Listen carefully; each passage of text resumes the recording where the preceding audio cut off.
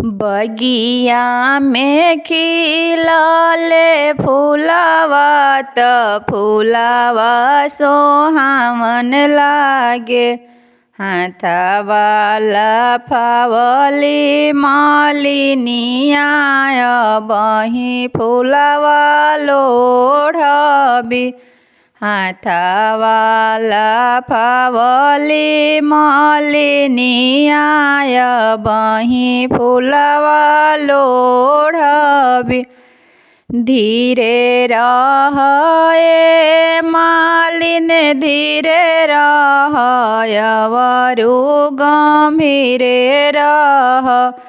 जब फूलवा हुइहे कचनार तबही तुहु लोढ़ीह।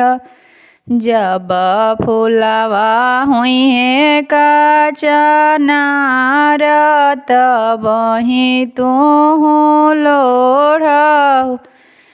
मड़वा में बैठली कवन बेटी मड़वा सोहावन लागे।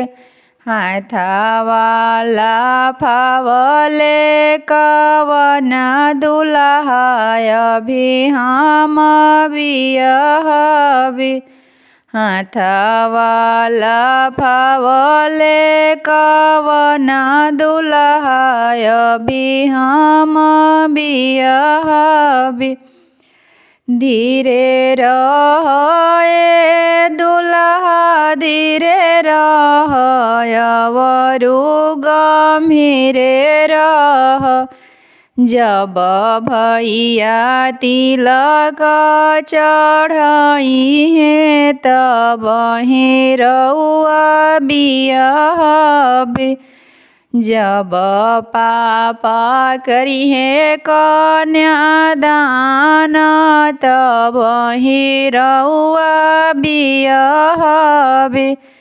जब भैया लउआ में रहिहे तबही रउआ बियहबी। बगिया में खिलले फूलवा त फूलवा सोहावन लागे। हाथवाला फावली मालिनिया बही फूलवा लोढ़बी। हाथवाला फावली मालिनिया बही फूलवा लोढ़बी।